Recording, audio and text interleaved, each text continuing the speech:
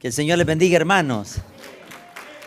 Sean todos bienvenidos a la casa del Señor. Mire, pues cada día aprendo más de ustedes porque la cultura de acá, hermano, es un poquito más, es más didáctica. Les voy a explicar por qué. Porque fíjese que en un seminario donde su servidor ahí labora, lo que hemos aprendido es que cuando se está dando una cátedra, una enseñanza, siempre pedimos a la gente que se concentre. ¿Por qué?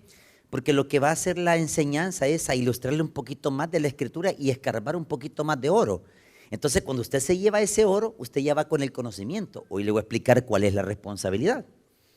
Cuando usted ya conoce la responsabilidad, ahora está que Dios se la deposite en sus manos para que lo comparta con otro. Eso lo convierte en un docente, lo convierte en un discípulo o lo convierte en un fariseo. ¿Sabe qué es un fariseo? Fariseo es el que instruye, el que enseña. Porque la función de los fariseos, ¿cuál era? Instruir al pueblo. Pero como no lo hicieron ellos, sino que ¿quién lo hizo? Jesús, ¿verdad? Por eso que Jesús dice que la gente se le acercaba más a ¿quién, hermano? A Jesús. Por eso Jesús dice que tenía autoridad para enseñar. Así que de eso vamos a explicar ahora, hermanos. Nos quedamos en la semana pasada, fíjese bien en lo que abre sus Biblias. Vámonos a Hechos de los Apóstoles, capítulo 1, versículo 3.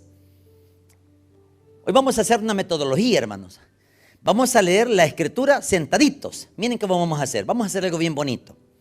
Vamos a leer la escritura sentaditos y cuando terminemos de leer la escritura, nos ponemos en pie para orar por la palabra del Señor. ¿Les parece? Muy bien. Dice así, Hechos de los Apóstoles, capítulo 1, versículo 3. Solo el versículo 3 y vamos a leerla de la siguiente forma todos en un coro. Dice así: a quienes también, después de haber padecido, se presentó vivo con muchas pruebas indubitables, apareciéndoseles durante 40 días y hablándoles acerca del reino de ¿quién? Nos ponemos en pie, vamos a orar. Gracias, Señor, le damos por tu palabra, te pedimos que nos instruyas, que nos des la guía, Señor, para entender, Señor, el tema de esta noche, los 40 días después de la resurrección. ¿Qué pasó en esos 40 días, Señor? ¿Por qué tenías que manifestarte en esos 40 días? Eso es lo que vamos a desarrollar esta noche. Bendice, Señor, la salud de mis hermanas que están padeciendo, Señor, de cáncer en el cerebro, Señor. Te pido por esta hermanita, Señor, que puedas tú darle esa sanidad. Lo mismo pedimos por este hijo del doctor, Señor, que también tiene su niño cáncer, Señor. Señor, ten misericordia de estos dos angelitos, Señor. Más que todo, Señor, ellos son padres. Y te pido, Señor, por nuestro hermano que está en esta parte fuera del país, en Estados Unidos, que pueda, Señor, darle esa sanidad a mi hermano, Señor. Gracias te damos, Señor, en el nombre de Jesús. Amén y amén. Pueden tomar asiento, por favor. Qué bueno, hermano. Hoy le voy a explicar algo y quiero que aquí vamos a comenzar desde un inicio. El problema de los hechos de los apóstoles, fíjese bien, el problema de los hechos de los apóstoles es que hay datos que realmente no lo explica el Evangelio de Cristo. Estamos hablando de Mateo, Marcos, Lucas y Juan. No lo enseñan. ¿Por qué? Porque ahora quien está recopilando la parte que no enseña es el doctor Lucas. Entonces el doctor Lucas escribe en el versículo 3 y ya leímos esta parte. ¿Qué pasó durante esos 40 días que menciona la Escritura? ¿Por qué Juan no menciona esos 40 días que Jesús se apareció con un cuerpo resurrecto? Mire qué interesante. Solo lo menciona ¿quién, hermano? El doctor Lucas. Es el único escritor exhaustivo que dice, miren, señores, después de que Jesús murió el día viernes 1, día sábado, día 2 y número 3, que es el domingo, hasta ahí mencionan ¿quiénes? Mateo, Marcos y Lucas y Juan. Hasta ahí mencionan. Pero viene el doctor Lucas y dice, es que yo voy a investigar qué pasó después de esos 3 días. ¿Habrá un acontecimiento? Sí, hermanos. Hubo un acontecimiento, hermanos. Y mire, vamos a ir con los antecedentes para poder entender el versículo 3. Para entender el versículo 3 hay que entender los antecedentes. Y mire, vámonos por favor, hermanos, a Lucas 9, 21 y 22. Evangelio según San Lucas, capítulo 9, versículo 21 y 22. Después volvemos, hermanos, a Hechos. Lucas, capítulo 9, versículos 21 y 22. Mire qué dice la Escritura, mire qué precioso. Jesús ya había manifestado que Él tenía que ser crucificado. ¿Quién lo dijo eso, hermano? Jesús. Lo repito, Jesús había anticipado durante su primer año ministerial, o sea que en el año 30 después, oiga bien, en el año 30, en el ministerio de Cristo, Él menciona por primera vez este mensaje que dice en el versículo, por favor, Lucas capítulo 23, Lucas 9, 21 y 22. ¿Lo tenemos, hermanos? ¿Qué dice Lucas 9, 21 y 22? Dice así la palabra. Pero Él les mandó que a nadie dijesen esto, encargándoselo rigurosamente, todos el 22, y diciendo, es necesario que el Hijo del Hombre padezca muchas cosas y sea desechado por los ancianos y por los principales sacerdotes y por los escribas, y que sea muerto y resucite. Primera enseñanza. Ahora viene el dato el siguiente. Jesús lo que estaba haciendo, ¿qué era? Anunciando que Él iba a ser crucificado. Pero sabe que en el año 30, en su año ministerial inaugural, ¿sabe qué hace Él? En su año ministerial inaugural hace esto Él. Lo anticipa para que la gente agarrara eso y lo guardara en su corazón.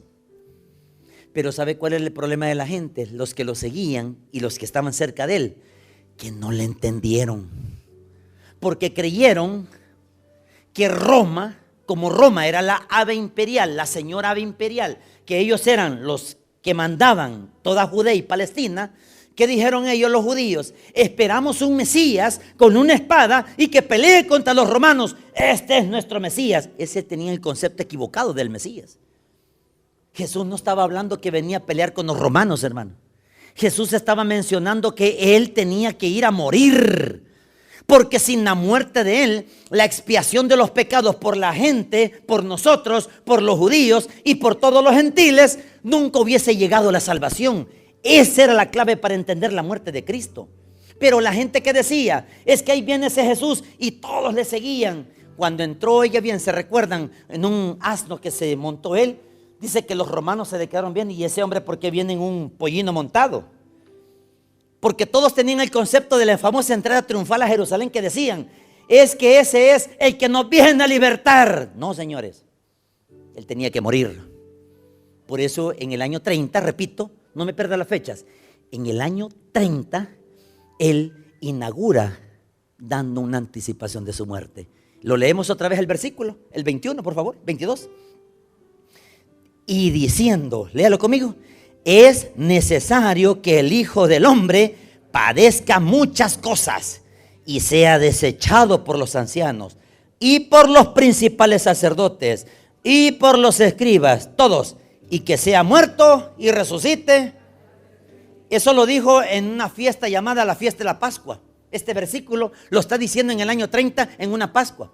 En el siguiente año, hermanos, vuelve a anunciar su muerte, hermanos, en la fiesta de los tabernáculos. En el siguiente año, hermanos, que era la triunfal entrada a Jerusalén, cuando se monta en un asno, en un pollino, vuelve a anunciar Jesús por tercera vez que Él tenía que morir. O sea que en 3 años Él estuvo diciendo que tenía que morir, pero no solo morir, sino que al tercer día, ¿qué iba a pasar? Exacto, señores. Por esa mire, esa es la razón de ser, de entender el evangelio, hermano. No son las posesiones, no son las profesiones. Claro, eso está para una herramienta, para que usted coma, para que usted trabaje, para que usted se desenvuelva. Pero la clave es buscar la salvación, porque después de esta vida hay otra. Porque vamos a morir. Y si Él murió, Él nos ha prometido que hay una vida eterna. Por eso hay que entender la resurrección. Ahora vamos al segundo contexto. ¿La profecía se cumple? Sí, se cumple la profecía. Mire qué dice Lucas 23, por favor. Hoy vámonos a Lucas 23. Para entender Hechos de los Apóstoles 1:3, hay que entender estos versículos que estamos haciendo ahorita. Lucas 23, por favor. Lucas 23, versículos 23 y 24. Después nos trasladamos al versículo 33. Mire qué dice Lucas capítulo 23, versículos 23 y 24. ¿Lo tenemos?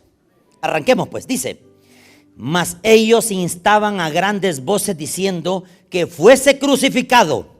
Y las voces de ellos y de los principales, ¿quiénes? Prevalecieron. Entonces Pilato sentenció que se hiciese lo que ellos. Entonces Jesús, si ya lo había anunciado en el primer año, segundo año ministerial, tercer año ministerial, año 30, año 31, año 32 y año que era el año de su muerte. Entonces él tenía que decir: señores, voy a la cruz. Y cuando él va a la cruz, hermanos, se da cuenta de que tenía que ser sentenciado por dos clases de personas. Primero, por un gobernador de Judea llamado Pontius Pilatus. En latín así se pronuncia, Pontius Pilatus, que era el gobernador de Judea impuesto por César Tiberio. Y número dos, hermanos, tenía que pedir la muchedumbre. ¿Quiénes? Los escribas, los ancianos y los fariseos. Crucifíquenlo, crucifíquenlo, crucifíquenlo. ¿Lo había dicho Jesús eso, hermano? Lo había dicho. Pero los discípulos, los seguidores de Jesús, no le entendieron. ¿Sabe cuál fue la reacción de Judas? Bueno, y que este no era el libertador, pues. Si yo lo seguía a él, ¿por qué él me iba a libertar de Roma? ¿Y sabe qué decían avante los celotas o los celotes? Era la banda armada guerrillera que había en los tiempos de Roma. ¿Y acaso este no es el famoso Mesías que todos esperábamos? No, no es él, porque habla de una vida eterna. Se les vino el telón abajo. Qué decepción es venir a una iglesia creyendo que buscar a la persona es el que le va a ayudar. Sí, tiene que venir a pedir la ayuda de nuestro Señor, pero primero tiene que salvar su alma. Yo recuerdo que allá en el Central, el pastor, toda la gente buscaba al pastor para pedir consejería.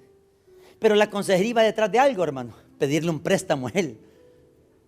Y me decía el pastor: vaya, mira, me decía, aquel viene aquel viene a sacarme las tripas, me decía.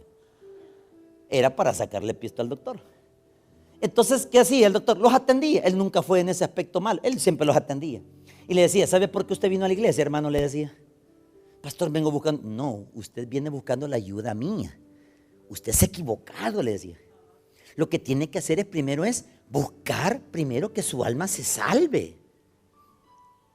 Porque si los judíos estaban equivocados, que Jesús iba a pelear con los romanos, es que esa no era la función de Jesús. La función de Jesús era morir, ser crucificado y resucitar Ahí estaba todo, hermanos. Y si entendemos esto ahorita, hermanos, vamos a entender Hechos 1:3. Ahora, si ya entendimos por qué Jesús se cumplió la profecía de que tenía que ser crucificado, vamos al otro evento. Mire qué sucedió, hermanos. Voy a explicar esto. Présteme atención, présteme atención. Las horas judías se manejan de tres formas. Yo lo manejaría de cuatro. Cuando Jesús es arrestado, oiga bien, en un día jueves, en la noche. Le cae una turba, Judas le da el beso en la mejilla, lo presentan, lo golpean, porque lo golpearon a Jesús y lo golpearon. Y no solamente fueron los golpes, las humillaciones, las burlas. El problema era que el Sanedrín convocó, oiga bien, el 71 grupo de personas, que lo conformaban 71 personas el Sanedrín, que se le llama el concilio. Y en una madrugada estaban decidiendo la suerte de ese hombre llamado Jesús. ¿Qué hacemos con este hombre? Matémoslo. Y dijo alguien: no es posible que un hombre vaya a poner de rodillas a una nación. Mejor que perezca una que una nación perezca, dijo. Matémoslo. ¿Quiénes están de acuerdo que lo matemos? Todos levantaron la mano. Era la profecía que se estaba cumpliendo. A las 6 de la mañana es la hora primera. Atención, segunda enseñanza. Hora primera, si gusta anote. Hora primera son las 6 de la mañana a 7. Hora tercera son las 9 de la mañana. Hora sexta son las 12 del mediodía. Y hora nona, o llamada hora novena, son las 3 de la tarde. Vamos a la crucifixión. Pontius Pilatus dice: señores, yo me lavo las manos, tira el pergamino. El cancerbero, el hombre dice: es reo de muerte, llevémoslo a la cruz, a la crucifixión. Cargue esa cruz, Señor.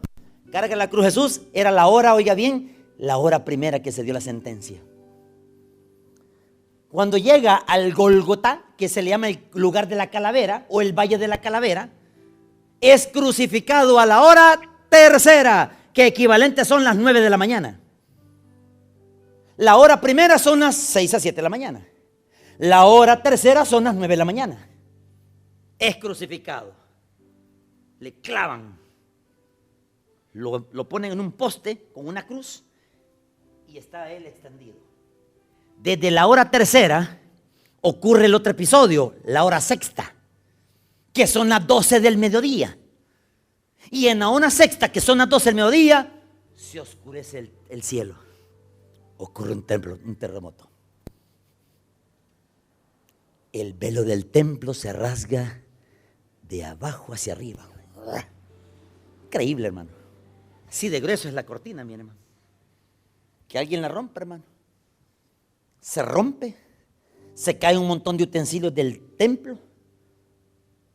Y a la hora novena, que es la hora, las 3 de la tarde, Jesús dice esta frase: Padre, en tus manos encomiendo a mí. Exacto. El espíritu vuelve a Dios que nos prestó, dice Eclesiastés. Así lo dice Eclesiastés. El cuerpo es llevado ¿a dónde, hermano? A una sepultura. Lo bajan de la cruz, lo llevan día viernes. Repitamos, ¿qué día murió Cristo? El día viernes. Correcto, hermanos. Segundo día, hermanos, se le conoce como el sábado de gloria. Día sábado. Vamos por el día. Y hoy vamos por el tercer día, que se le conoce como el primer día de la semana, que es el día domingo. Ahora mire qué sucede. Vámonos a este aspecto. Búsquese, por favor, hermanos, para poder entender esto. ¿Qué pasó en Marcos capítulo 16, versículo 9? Marcos 16, 9.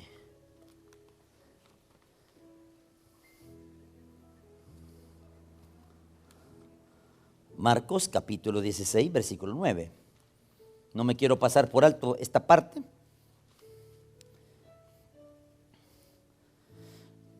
A partir de aquí, hermanos, viernes 1, sábado 2, domingo 3, o sea que la profecía tenía que dar cumplimiento, que Jesús había dicho más atrás en su ministerio terrenal: y el Hijo del Hombre será crucificado y al tercer día resucitará. Lo había dicho el primer año, lo dijo el segundo año y lo dijo el tercer año. El problema es que nadie le entendió eso. Y mire qué sucede en el capítulo, por favor, 16 de Marcos, versículo 9. Dice así: habiendo pues resucitado Jesús por el primer día de hasta ahí quedémonos. O sea que efectivamente Jesús lo que estaba dándole era el cumplimiento de lo que había dicho en el ministerio. ¿Por qué Jesús tenía que decir que iba a morir, hermano? Porque Él tenía que darle, oiga bien, una solución a la humanidad. ¿Cuál era, hermano? El problema es que la sangre que usted tiene y la sangre que yo tengo, hermano, es una sangre contaminada.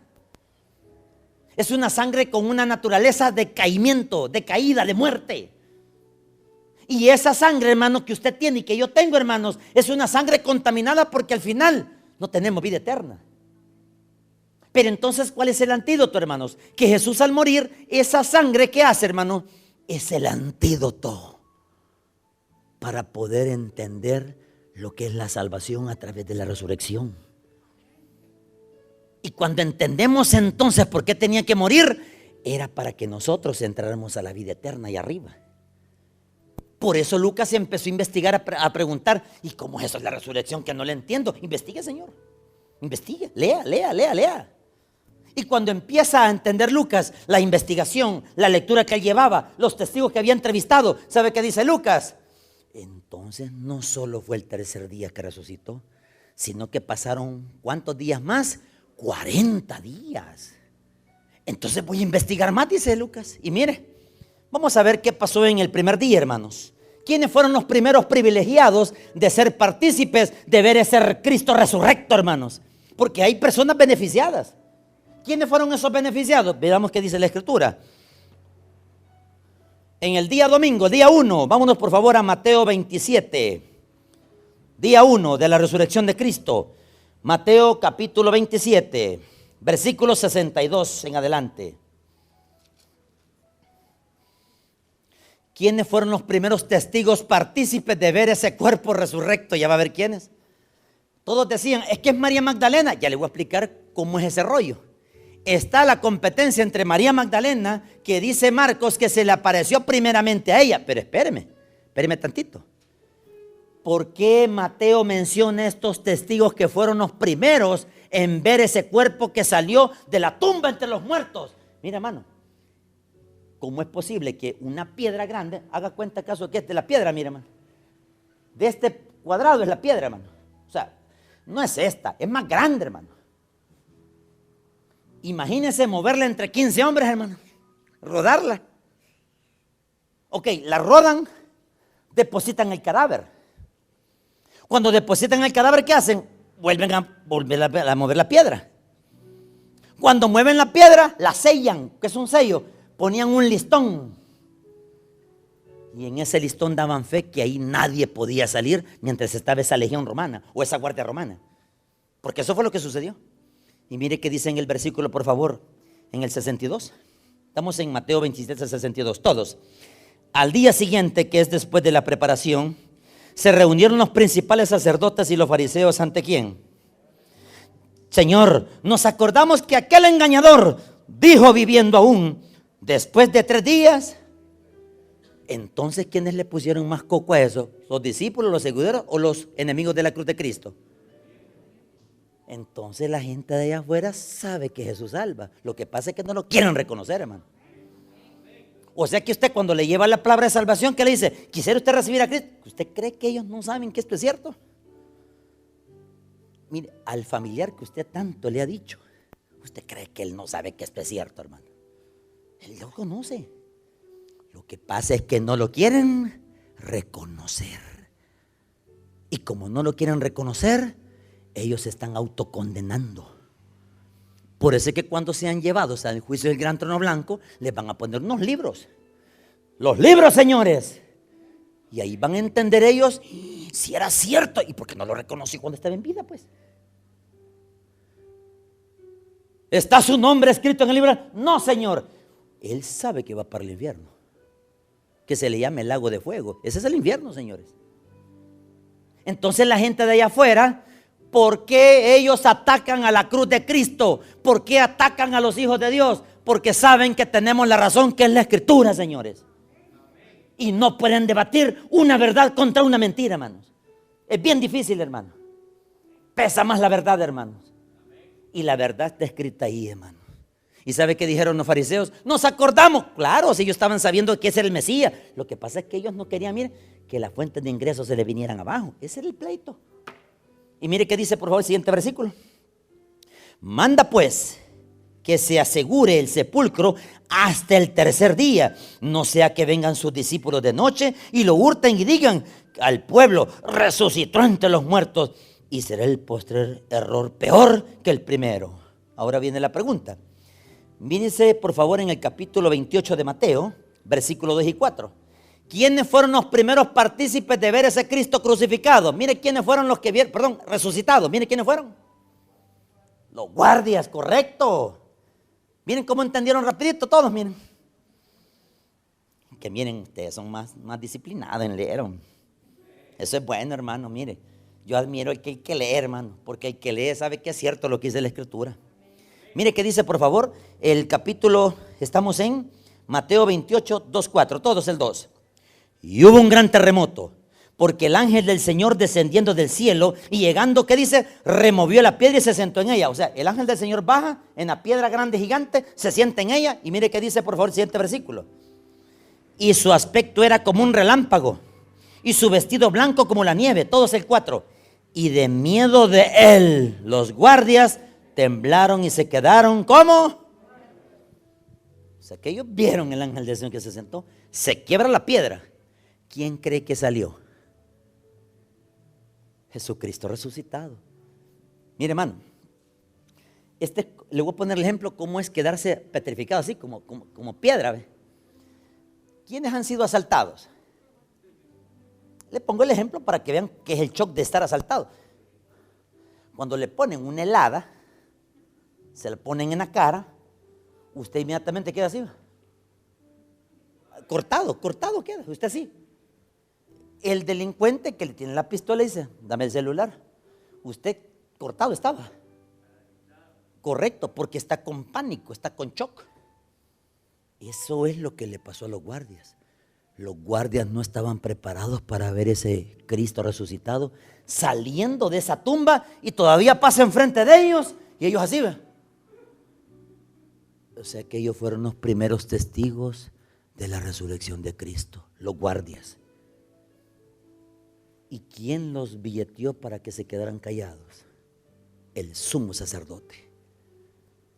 Entonces, ¿era cierto que la resurrección iba a existir? Sí, está probado. Está comprobado que Jesucristo cuando salió, los guardias se quedaron como desmayados. Claro, ¿quién no le va a dar un gran palidón que alguien salga de la tumba de una caja después que esté 3 días? Y ¿quién no? Pues mire, yo cuando trabajé en medicina legal, una de las cosas era de que cuando estábamos rajando los cadáveres, yo siempre miraba los cadáveres así, pero los primeros días, ¿va? Yo miraba para allá, ¿va? Chiviado, ¿va? Y me decían los otros médicos, mira, si se mueve la mano son los nervios que ya están muriendo. Y miraba la mano así, uy. De repente el otro, como ahí uno está ahí pelando, como que es matarife, como que escuche matando, hermano. Y de repente voy viendo que movió el pie, movió la mano y movió el ojo, uy. Y es que, hermano, usted no está preparado para eso, ver. Porque usted, mire, incluso hasta en las velas, en las cajas, como los nervios, están vivos todavía los nervios. Y abren los ojos y los cierran. Ok. ¿Está usted preparado para eso? ¿Está vivo? No. Son los nervios. Es que es cabal, hermana Beatriz, hermana Silvia, hermana, cabal. Yo estaba acostumbrado a ver, mire, hubo uno que hizo esto, hermano. O sea, estaba templado así, ¿verdad? Templado. De repente hizo esto. Salí corriendo, hermano. Y todos riéndose, va. Después entendí, hermanos, porque ahí lo educan a uno. Los muertos ya están muertos. El problema es que en la mente uno no está preparado para ver ese tipo de acontecimientos. Por eso los soldados estaban con el espectáculo. Alguien salió entre la tumba, entre los muertos. Ese es el shock. Pero el espectáculo no era para ellos. ¿Sabe para quién era? Vámonos por favor al segundo testigo. Vámonos a Marcos 16:9. Hoy retrocedamos a Marcos 16:9. Esto es en el día 1, hermanos. Día 1. Marcos 16:9. ¿Qué dice? Todos por favor. Habiendo pues resucitado Jesús por la mañana, el primer día de la semana, todos, apareció primeramente ¿a quién? Hoy viene la otra enseñanza. Entonces, ¿quién tendrá la razón? ¿La tendrá Mateo o la tendrá Marcos? Es que la palabra evangelio sinóptico significa esto. Lo que Mateo estaba relatando acá no lo vio Marcos, o en este caso Pedro, porque Pedro es el que le dictó la carta a Marcos. ¿Se recuerdan ese estudio que hicimos? Y Juan Marcos solo era un amanuense. Por eso se llama Evangelio según San Marcos. Pero estaban los pensamientos de Pedro. El testimonio de Pedro estaba en el libro de Marcos. Entonces viene, los dos testimonios aparentemente chocan. No chocan, señores. Lo que pasa es que hubo un orden correlativo de acontecimientos. Primero tenía que salir de la tumba entre los muertos, ¿verdad, hermanos? ¿Quiénes estaban en ese lugar, en ese escenario? Los soldados, ¿verdad? Entonces ellos fueron los primeros. La lógica nos lleva a eso. Y la misma lógica nos lleva a qué, hermanos, que se le aparece supuestamente ¿a quién? A María Magdalena. Es que ella no iba sola, ella iba con otras acompañantes. Ya vamos a tocar a las otras acompañantes. ¿Sabe qué dijo ella? Raboni. ¿Qué significa Raboni? Maestro. No me toques, le dice el Señor. Ve a anunciarles a mis hermanos que yo me los voy a manifestar a ellos.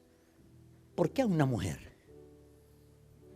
Yo siempre me preguntaba, porque en el seminario yo le decía, vaya los alumnos, le pongo 10 al parcial, el que me conteste por qué, y no se hace el parcial, y le pago la materia, decía yo, que me conteste por qué una mujer. Nadie contestó. Pero hoy le digo, vaya, gracias hermana, cabal, es cierto. Mire, primero porque son inteligentes, ¿ve? También los hombres, hermanos, no nos tiremos a la calle nosotros. Hermanos, ¿por qué a la mujer? Culturalmente, en la mente oriental, la mujer era desechada solo para los oficios del hogar y para criar niños. Porque la cultura enseñaba eso. Solo para eso servía la mujer, para criar niños y para tener marido. Atenderlo. Así lo enseña la cultura oriental. No estoy diciendo que usted termine así. No, hermanas, ustedes tienen que estudiar. Tienen que ayudarle al esposo. Le falta un poco, pero ayúdelo. Dígale, mira, te voy a ayudar yo con los gastos de la casa. Eso se llama ayuda idónea. Entonces viene la esposa, ¿qué hace? Viene el marido y dice, pero es que fíjate que yo me siento un poco... Es que ese es el problema de tu machismo.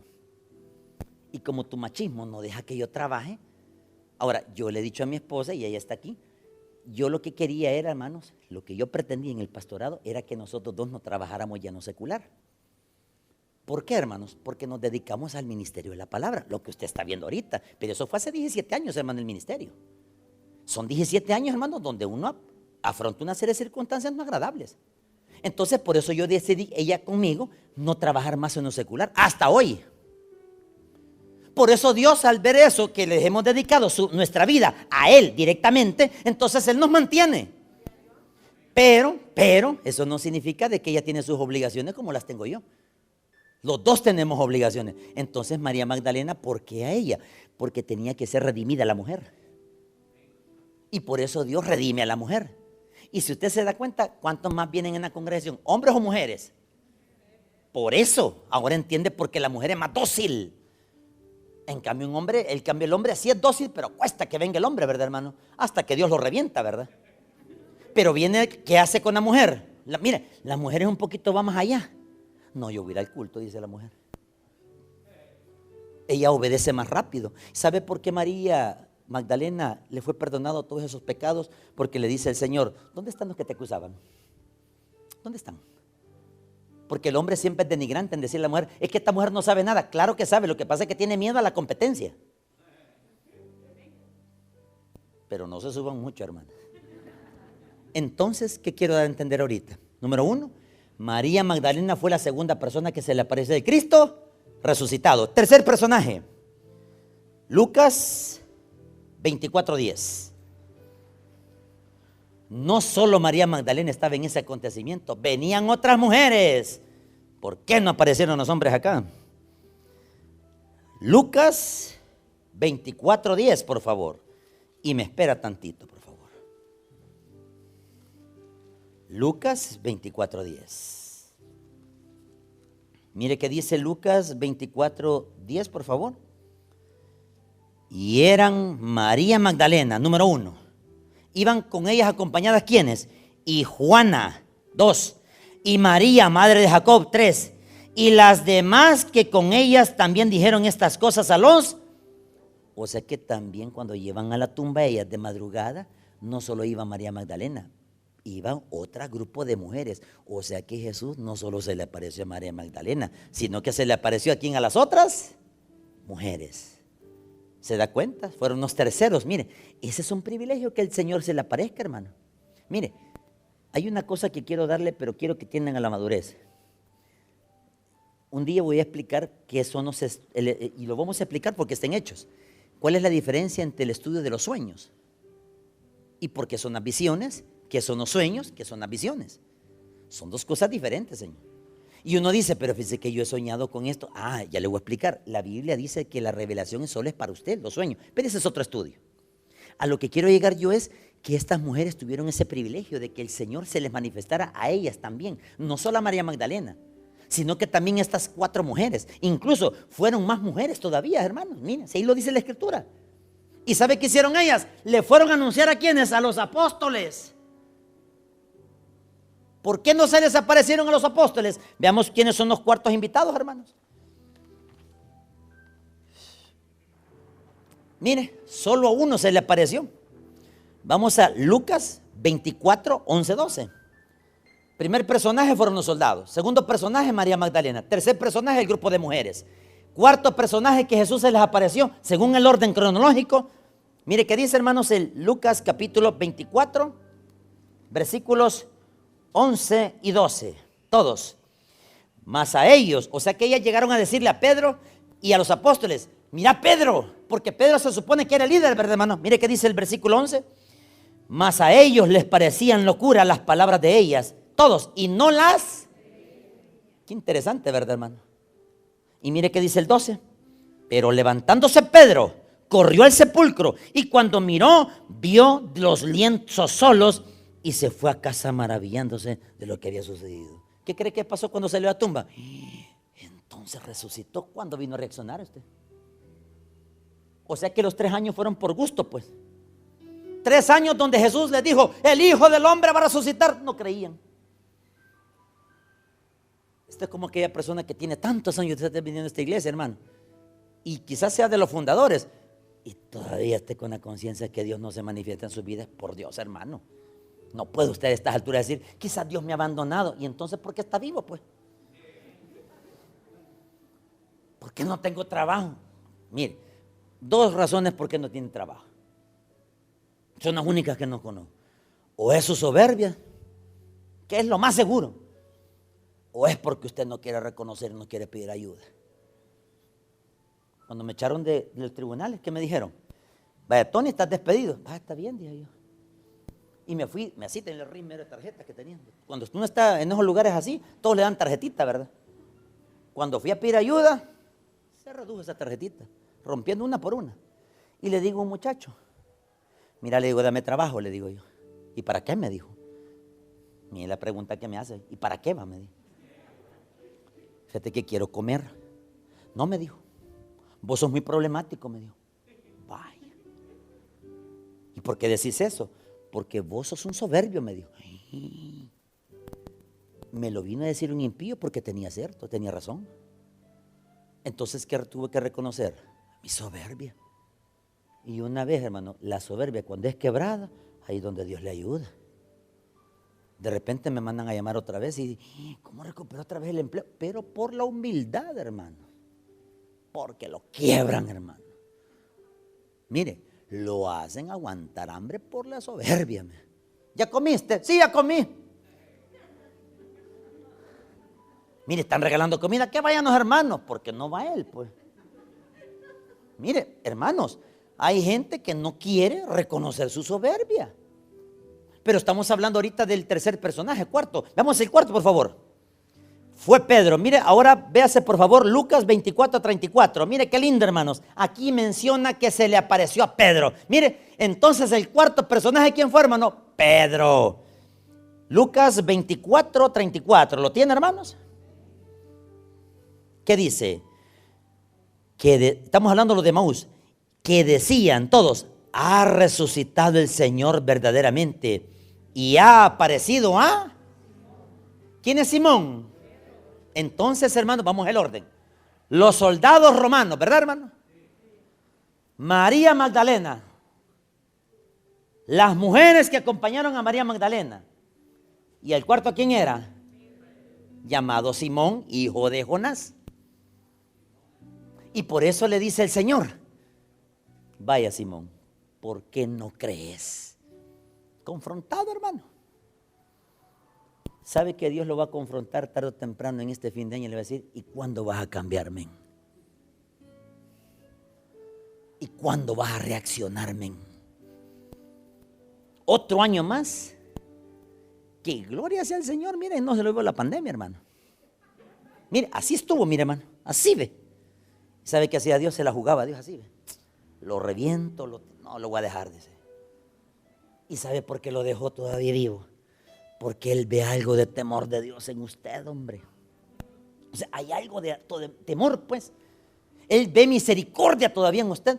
Lo que pasa es que, mire, hermano, solo hagamos el cambio, hermanos, que tenemos que hacer en el interior. Eso es todo, men. Mire, si realmente Dios le va a tocar su corazón, después del culto, pregúntele a Dios, dígale así, al Espíritu de Dios, dígale, Señor, ¿qué debo de cambiar? Usted solito se lo va a decir así. Se lo va a decir así. Y si no le habla la voz, entonces reciba a Cristo, porque no tiene al Señor. Porque si Dios no le habla, hermanos, o es porque usted ha endurecido su corazón, entonces nazca de nuevo, Señor. Y ya vamos a hacer la oración final. Mire, ya vamos a hacer el llamamiento. ¿Por qué? Porque queremos corazones sensibles. Corazones blandos, hermanos. ¿Sabe qué es un corazón de piedra? ¿Sabe qué es un corazón de piedra? Van los niños especiales subiendo. Los niños especiales. Oiga, los niños especiales. Los que tienen Down. Los que tienen el cerebrito un poquito. Y ellos van caminando así. Ellos van felices. Y los visten de angelitos. Y todos así, miren. Y van los niños. Y de repente las personas empiezan a... Qué preciosos se ven los niños. Y de repente sus ojos les hacen así sus ojos, miren. Y les susurran sus lágrimas. Y al ver que los niños se están cantando una alabanza, y usted más llora usted, porque no aguanta el poder del amor. Su corazón está tan sensible. Pero ¿qué pasa con aquel? Ay, esa alabanza, ese tiene un corazón de piedra, men. Ese es un nazi, men. ¿Y sabe qué hace el corazón de piedra? No, hombre, y esa alabanza. Yo venía a escuchar palabra. ¿Por qué cree que está todo reventado ese hombre? Porque su corazón no está sensible. Y si usted llora, hermanos, ojo, al final cuando hagamos la administración, no seque sus lágrimas. Déjelas que fluyan. Que Dios vea sus lágrimas. Que no le dé pena y vergüenza llorar. ¿Y por qué le va a dar vergüenza? ¿Y no acaso Dios lo que quiere es blandear el corazón, pues? ¿Y no acaso Dios le quiere ayudar, pues? Entonces, ¿qué tiene que hacer usted, hermano? Sencillo, creer en Jesús. Porque cuando usted cree en Jesús, usted está diciendo la resurrección, entonces la resurrección es cierta. ¿Por qué? Porque yo tengo al Señor en mi corazón.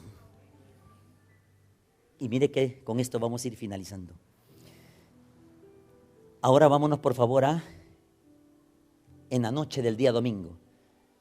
Quinto personaje. Se les aparece a los apóstoles. Al fin, hermano, los apóstoles, llegó el turno. Mire que por favor dice Marcos 16:14, por favor. Marcos 16:14.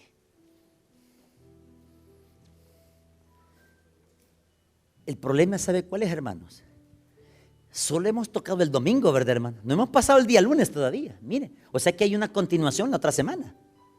Y en la otra semana le voy a explicar, oiga bien, qué pasó realmente después del día domingo. Y ahí se va a dar cuenta por qué tenía que resucitar. Y mire qué dice, por favor. Evangelio según San Marcos, capítulo 16, versículo 14. ¿Lo tenemos, hermanos? Todos.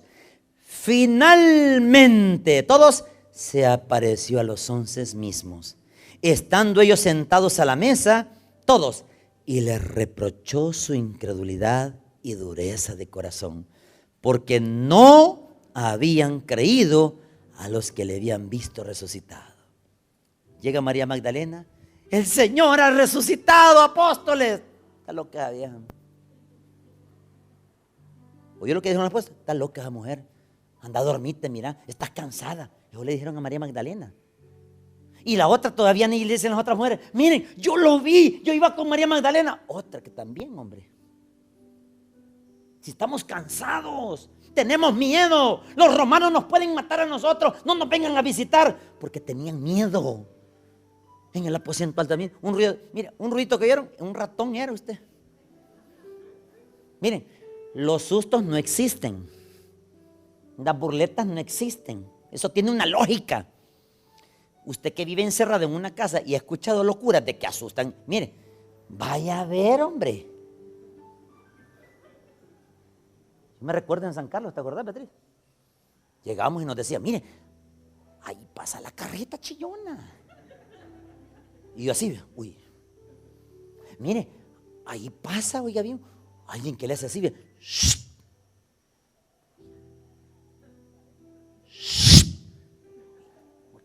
Y ella chiviada y yo la guarizama así, y cebolla le había echado yo.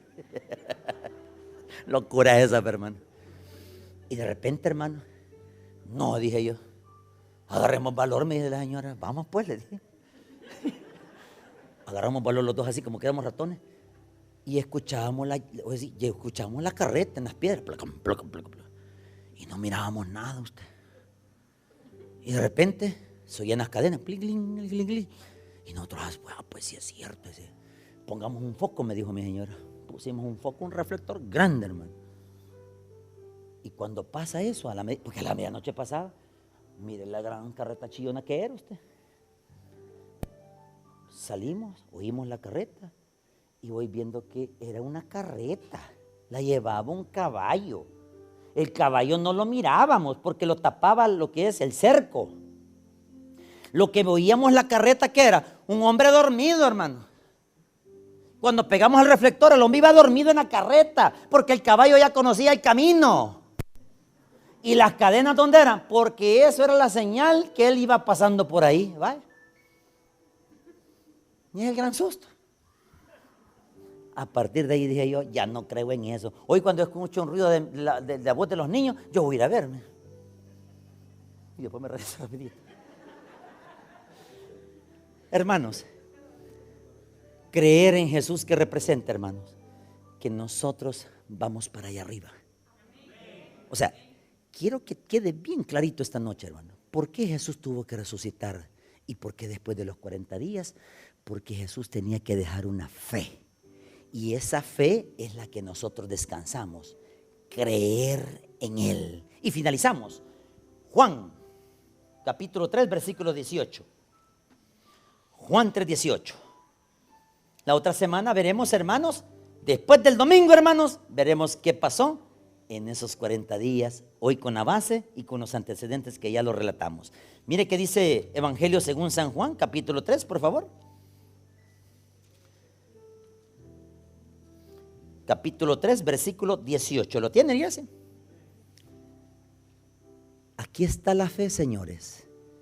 En esto descansa su fe. Oiga esto, hermano. Si usted no conoce a Cristo, no se preocupe. Ya vamos a orar y ya vamos a explicarle qué es la profesión de fe. Porque esto no son de ponerse de pie. No, esto tiene una lógica. Y miren qué dice, 3:18. El que en Él, ¿qué dice? El que en Él cree, no es. Ahí está la clave. O sea que si usted cree en Jesús, en la resurrección de los muertos, usted no es condenado. ¿Verdad que está claro? Ahora mire qué dice más adelantito, hermano. Pero el que no cree ya ha sido condenado. Está hablando en verbo pasado, o sea, ya lo condenaron, pues, por no creer. Entonces los que no creen en la resurrección entre los muertos, hermano, van para allá abajo.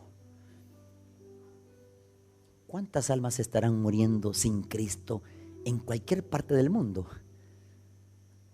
Imagínense que la ola de violencia solo en San Vicente reclamó 18 vidas. Y si eran inconversos, para abajo, señores. ¿Y sabe qué es lo más terrible? Ver las escenas del terror, de los tormentos del Hades. Y no lo cree. ¿Por qué no cree ahí arriba? Porque usted está pagando la salvación con su propia vida por sus pecados. Por eso Jesús tenía que morir, lo que dijo anteriormente. El Hijo del Hombre vino a buscar y a salvar lo que se había perdido. Oremos al Señor, hermano.